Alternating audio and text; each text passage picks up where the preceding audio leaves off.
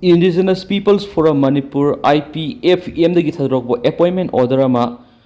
hairibasi Ramta Hunge Newmina General Secretary IPF no kuyek pidun thadrokpa appointment order haukiba August ki tangma English ngani kun manga da tholakpa August ki taret English ngani kun manga da IPFM gi Executive Council meeting pangthokloba matung na makoina lokiba resolution gi matung ina hari Mr. Asankasar President oiramana resignation tawkibada Kudakti oina President in charge Philem Rohan Singh oina appoint tawre haba wafam yawna phongdok loinana IPFM gi nauna President ama elected tawdriba phawbagida Mr. Philem Rohan Singh ana hairibasigi power amasum function khudi mahangna exercise tawbane haba wafam yawna phongdokli amaromdana Naga singna dominate tawba jaga singda haibada foothill area singda Kuki gi miyoi sing jatoksin tawbada athingba thamkhibagi maram oiraga Working Committee of Kuki Civil Society Organization WCKSO na matam kaktaba Asian Highway National Highway number 2 da ngasiga iyuk pung taretagi hauraga economic blockade satharagan hena lokthokre loinana economic blockade sathakibagi saktam kya social media da video kya sandorakli Awas ki board of director muthatpigi order khudak ta handokadabani Apex Helum Society Awas ki mathau tawduna laglagba board of director bunawna register gi thaupurakliba W iboholna haukiba July sesat anida order ama thokuna yumpham yawdaba maram anikak piraga Awas ta affiliation toraba society singna khankiba board of director BOD bu khudakta muthatle haribasi mathong huktaba yamna maram chadaba thawni Order si register na kudakta handokadabani natrabadi governor gi kuthangna Union Minister of Cooperation Government of India da wakat CP duna register office na state ki cooperative society mayam gi hakmatliba sigi matangna thabak lokhotnaba khangalagani haina Manipur Apex Handlooms Weavers and Handicrafts Artisans CS Limited ki former Vice President S Bobol na phongdokre wapamasi ngarang major khuldu leba Manipur Press Cup ta pangthokiba pawgi mifam da mahakna makha taraduna Register of Cooperative Society Government of Manipur gi miyang makha Manipur Apex Handlooms Weavers Limited Awas ki General Body mifam haukiba kumja English ngani ga kunga mari gi July manga da pangthoktuna mapung phaba Board of Director khalle haina register na formal notice thokraba matungda sei asimaki August 13 da ahanba Board of Director gi mifam pangthoktuna Register of Cooperative Society na Returning Officer Tharakuna Awas ki President amati Vice President khalaba matun register na ayaba piduna sahi amehena Awas asigi mathau tawduna laknaba Board of Director bu nauna register gi thaupurakli W iboholna haukiba July ani da order ama thoktuna yumpham yawdaba maram piraga Awas ta affiliation tawraba society singna khankiba Board of Director asibu khudakta muthatle haribasi mathung huktaba yamna maram zadaba order ni Order asi register na khutakta handokadabani natrabadi governor gi kuthangna Union Minister of Cooperation Government of India ra wakat CP dun register office na state ki cooperative society mayam gi hakmaliba sigi matangda thabak lokhat pinaba pawdam lagana ki government na mamang na register of cooperative society gi post asi IS category gi mioi na puhanduna lakibadu handak MCS category ama thajilakuna register gi power bu lana sijinarak pasi asoi bu khongta amani athubuda IS category ama sindoktuna sothaduna lairaba state sigi cooperative society singi hakmat pigi thawang si makhata na thoktana ba tharang khakadabani register na Apex Handloom Society gi board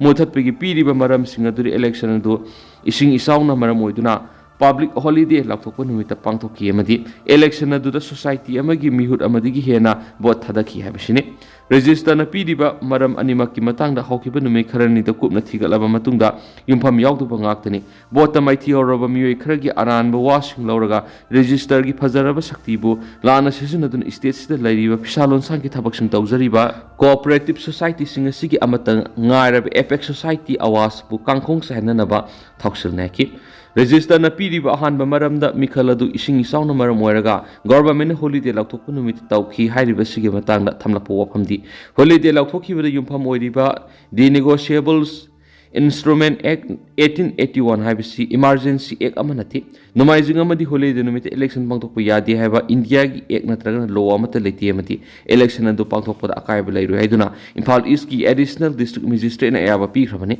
security arrangement tawkhibani haidi Capacity Building Program on Designs and Entrepreneur Haibisida orientation workshop hawdokre hari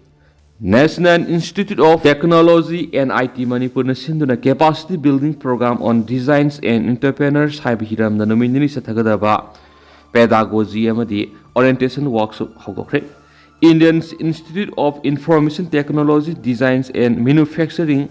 IIITDM Kanchipur samnaduna Hotel Imphal gi sangai hol pangtok ki workshop hawdokpaga mari lena CBDE gi principles investigate Dr. Ngangbam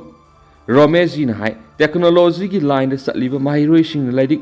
tamba khakna yadi laidik ti yauriba kaya du thabak oina onthokna bo hona basangi masingam na begi dama akhang ai kya kauduna khana naina hobana asiguma workshop asi pangthokani workshop asi gi mating na mahiroi na makoi gi khangje haijaba kaya du puthokuna technology ga madi raina ba polam kya puthokpa ngamba khakna tana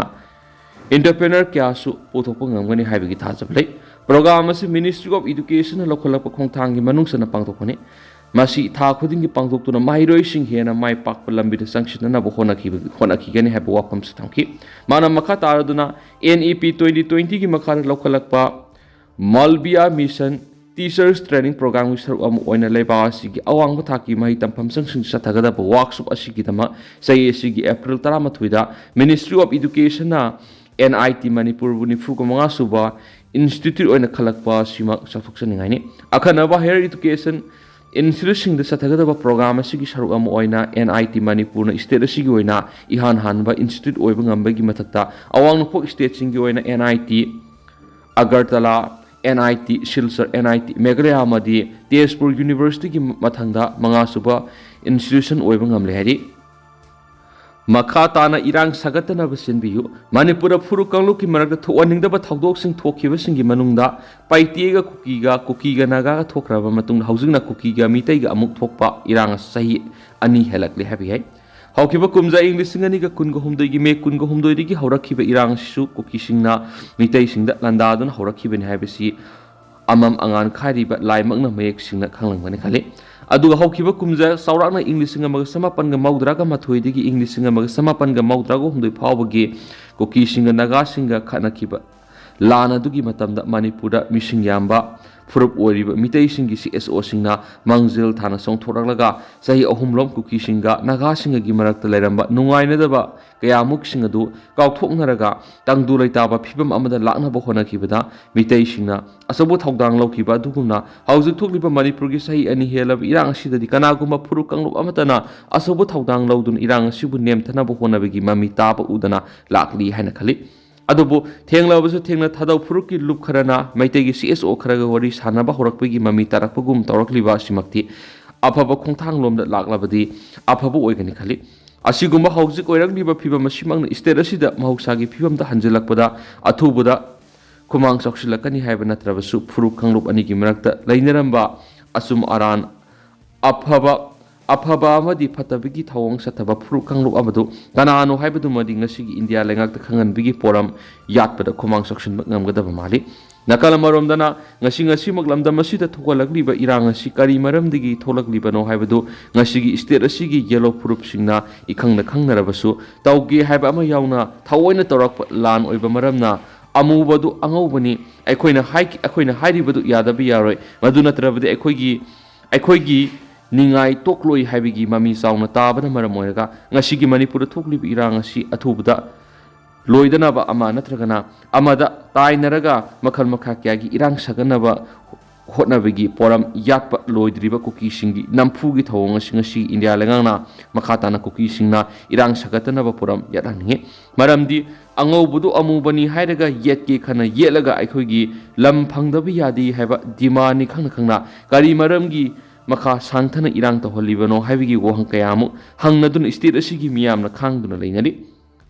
amaromda Kuki singna talibi dimanu si pithoklubada India ngakta khanganba yaba khanganba laikhraba maramna Manipur gi apunba saktam kaidana thamnabigi thorang India lengana sinbana aphaba oigani khalle haiba panam pauk sig editorial miyamna thamjari duga haujukoina di miyam paus matang selu sinjarage mas makhataba no update miyam punangai minasi